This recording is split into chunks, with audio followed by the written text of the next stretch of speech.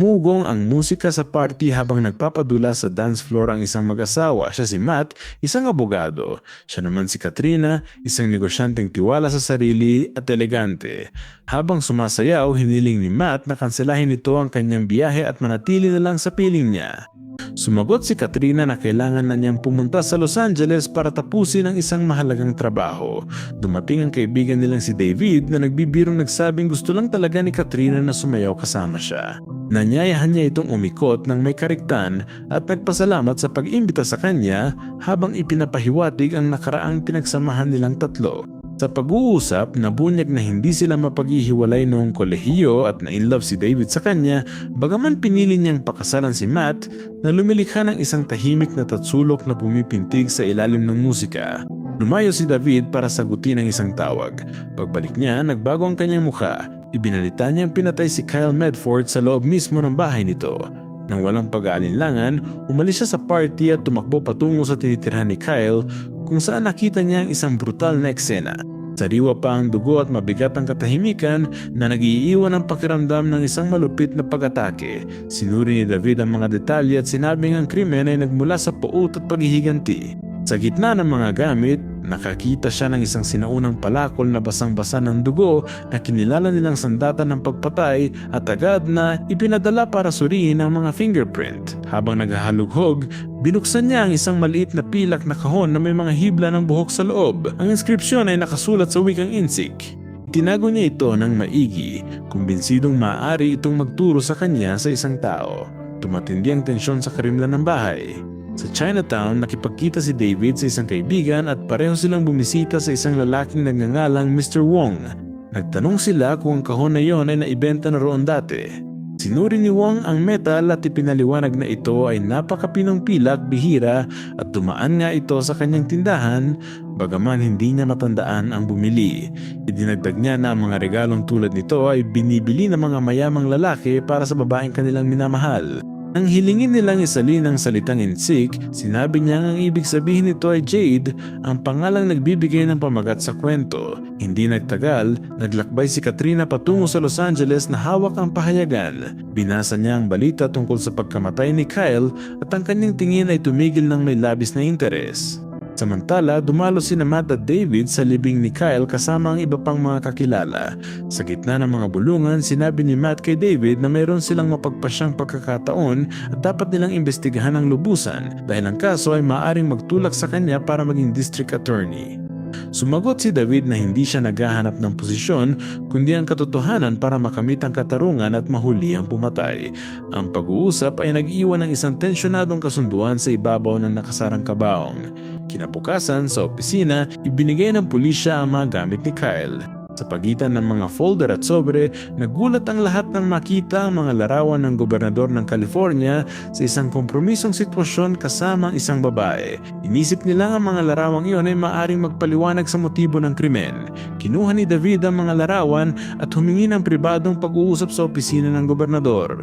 Pagkakita roon, nagwala ang gobernador at tinawag si Kyle na isang kasuklam-suklam na blackmailer. Iginiit niyang nagpapatakbo ito ng isang prostitusyon network para sa mga kilalang personalidad at kinukunan sila ng video para extort pagkatapos. Sinabi niyang nagkamali siya gaya ng sinumang lalaking may kahinaan, ngunit nagbabala siya na kung magsalita si David ay katapusan na niya ito at hindi na siya makakapagtrabaho sa California. Bumalik si David at kinumpronta siya ng kanyang boss na si Cliff dahil tumawag ang gobernador ng galit na galit. Pagkatapos magtalo, tinanggal siya ni Cliff sa kaso. Manggi si David at matapos makipagnegosasyon, pinayagan siya ni Cliff na magpatuloy ngunit ipinagbawal sa kanya na lumampas muli sa hangganan.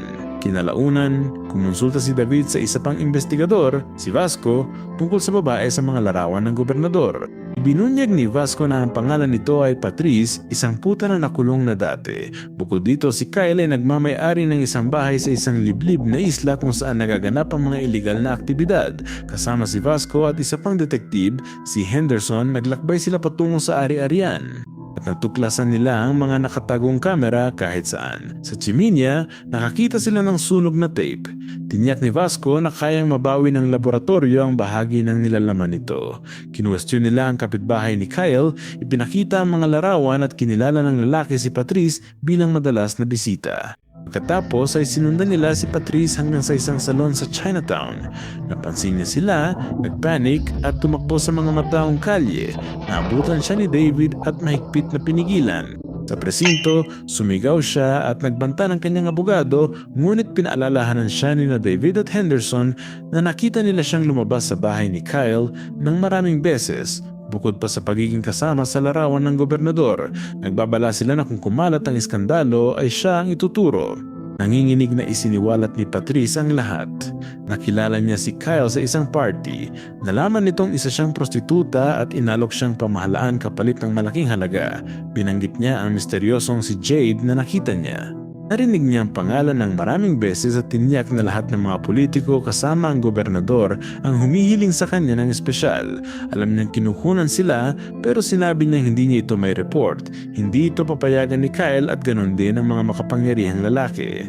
Matatak ang pangalang Jade. Pagkatapos ng interogasyon, umalis si David ngunit ayaw gumana ng sasakyan. Pumalya ang preno, nagtuloy-tuloy sa kalsada at bumangga ng napakalakas.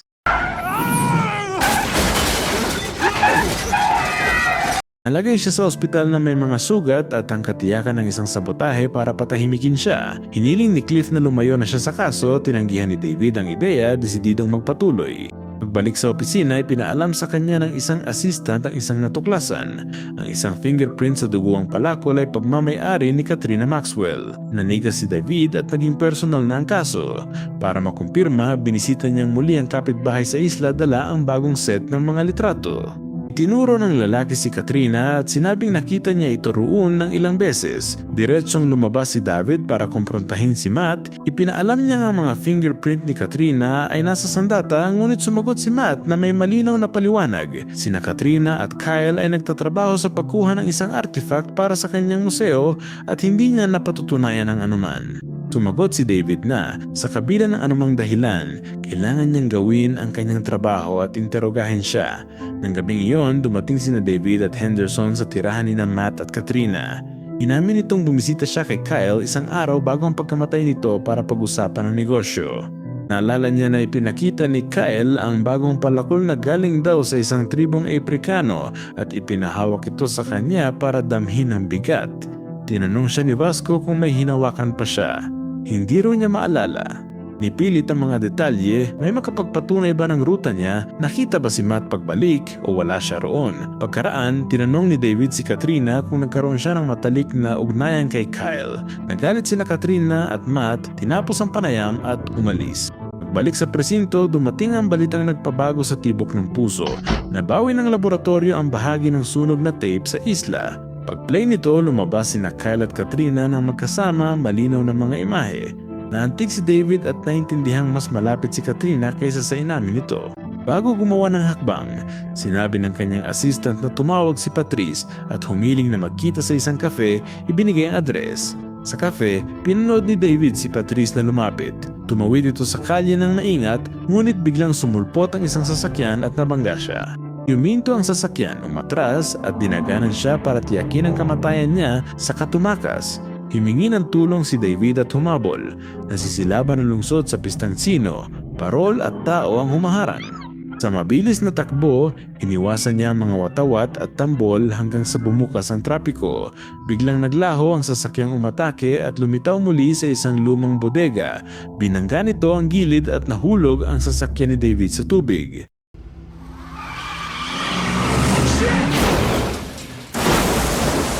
Tumakas ang sumalaki ng nagmamadali, nag-iiwan ng malamig na bakas. Kinalaunan, sa morgue, nakasalubong ni David si Henderson. Pinagalitan siya ni Henderson dahil sa pagbabaliwala sa mga babala at pagpapatuloy. Tumindi ang diskusyon at inakusahan siya ni David ng pagtatrabaho ng lihim para sa gobernador. Sa isang pagpupulong kasunod nito, mariing sinabi ni Henderson na si Katrina ang pumatay kay Kyle. Wala siyang alibi, ang kanyang mga fingerprint ay nasa palakol at ngayon ay may video na, sa kabila ng pagtanggi niya sa anumang relasyon. Idinagdag niya na si Katrina ay nagmamay-ari ng 3 sasakyan at ang isa ay tugma sa modelo na ginamit sa pagbangga kay Patrice. Gamit ang mga elementong iyon, nagpasya si Cliff na ipatawag siya agad at ang legal na bakod ay nagsara sa paligid niya. Dumating si Katrina kasama si Matt na kumilos bilang asawa at abogado. Ipinakita nila ang video kasama si Kyle. Wasak na wasak si Matt at iginiit na hindi yon si Katrina kundi isang taong kamukha lang nito. Nagtanong si Henderson, "Nasaan ka kagabi? Nasaan ang iyong itim na sasakyan at sa anong kondisyon ninyo ito nahanap?" Ang presyo na ay humantong ng aminin ni Katrina na ang babae sa video ay siya. Iginiit niyang isa lamang itong kaswal na pagtatagpo at itinanggi ang anumang partisipasyon sa pagpatay. Nagtanong sila tungkol kay Jade. Tiniyak ni Katrina na hindi niya alam kung sino ito at isang beses lang siya pumunta sa bahay ni Kyle. Minong kahinyang tanungin ang saksi na nakakita sa kanya roon, ngunit sinagot siya na ang babaeng iyon ay patay na at siya mismo ang suspek sa krimen. Tumayo si Matt ng galit na galit at inanunsyong aalis na sila. Kung may ebidensya, maghain kayo ng formal na kaso pero walang magaganap na informal na usapan. Pag-uwi sa bahay, nagwala si Matt kay Katrina, inakusahan siya ng pagtataksil at ng pagsira sa kanya. Sumagot si Katrina na ilang beses siyang niloko nito sa opisina at sa bahay at sinabing may ebidensya siya. Iginiit niyang matagal na siyang nanahimik, ngunit kung gusto nito ng diborsyo ay kaya niya itong gawin. Kinalaunan, nagmumuni-muni si David sa kanyang salas nang biglang dumating si Katrina. Inamin nito na alam niyang mahal pa rin siya nito at hindi niya ito maalis sa kanyang isipan. Nang tanungin niya kung bakit niya niloko si Matt, inamin nitong isang pagkakamali iyon na hindi niya akalaing aabot sa ganoon kalayo. Nanumpa siyang wala siyang kinalaman sa pagpatay kay Kyle at hiniling na bumalik siya sa kanyang tabi para makalimutan ang lahat. Tinanggihan siya ni David ng may katatagan at umalis siya na nasasaktan na nag-iiwan ng mas makapal na anino. Ilang sandali pa ang balita ay bumagsak na parang isang bloke. Pinatay si Cliff sa kanyang apartment. Tumakbo si David at nakita ang kanyang boss na brutal na pinaslang. Ibinalita ng kanyang assistant na lahat ng mga konektado kay Patrice ay pinatatahimik, malamang para protektahan ang gobernador. Natakot si David para kay Katrina at nagmamadaling nagbabala sa kanya. Sa bahay nito, nakasalubong niya si Matt na armado na nagpumilit malaman kung may namagitan ba sa kanila ni Katrina. Itinanggi ito ni David at sinabing hindi ito ang tamang oras na ang buhay ni Katrina ay nasa panganib. Samantala, bumalik si Katrina, tinawag ang kanyang katulong at walang nakuha na sagot. Nakita niya itong patay na. Isang ingay ang nagpatigas sa kanya, tumakas siya, sinubukang magtago at desperadong tinawag si Matt. Sa sandaling iyon, dumating sina Matt at David at natuklasan siya na nakatali, habang isang nanghimasok ay sinusubukang patayin siya. Sa gitna ng labanan, inilabas ng sumalakay ang kanyang mukha. Ito ay si Henderson. Nagkagulo ang bakbakan at naging pisikal hanggang sa bumaril si Matt at napatumba ito, iligtas si Katrina. Ang ginhawa ay humalo sa mga bukas na katanungan. Pagkatapos, kinumpronta ni David ang gobernador sa lahat ng kanyang alam. Inakusahan niya itong nasa likod ng mga pagpapatahimik at na si Henderson ay pumatay para protektahan siya. Tinanggi ito ng gobernador, sinabing walang ebidensya at iminungkahing baka kumilos si Henderson dahil sa katapatan. Itinanggi rin niyang pinatay niya si Kyle. Nagbabala si David na kung hawakan niyang muli si Katrina ay ilalathala niya ang mga larawan para makita ng lahat. Ang banta ay nanatiling nakalutang na parang isang bitag. Sa ibang dako, nag-aayos si Katrina para makipagkita kay Matt. Natigilan siya nang makita mga litrato nilang magkasama ng ilang politiko. Nanginig siya at nagtanong kung saan galing ang mga ito. Inamin ni Matt na siya mismo ang kumuha nito kay Kyle bago niya ito patayin. Ang pagtatapat na iyon ay parang isang putok ng baril. Maliwanag ni Matt na wala siyang ibang pagpipilian. Pinagbabantaan siya ni Kyle gamit ang mga litratong iyon at hindi niya hahayaang sirain nito ang buhay niya. Malamig niyang binitiwan ng katagang. Sa susunod na magsama kayo, ipakilala mo siya kay Jade. Siguradong mas magaling siya kaysa sa kanya. Pagkatapos ay umalis siya at naiwang humahagulgol si Katrina sa pagkagulat, wasak dahil nabunyag na ang kanyang lihim at ang tunay niyang pagkatao bilang Jade. Ang mga huwad na anyo ay nagtatayo ng mga imperyo. Minsan, ang ginagawa para sa pag-ibig o katarungan ay nagdudulot lang ng panibagong pagkawasak. Walang biktima o salarin kundi mga taong piniling manahimik. Ang huling salita ay mabigat, parang isang hatol na nakabitin pa rin. Kung nakarating ka hanggang dito, bakit hindi mo i-click ang videong i-recommenda ko sa susunod? Tinitiyak ko sa iyo na magugustuhan mo ito.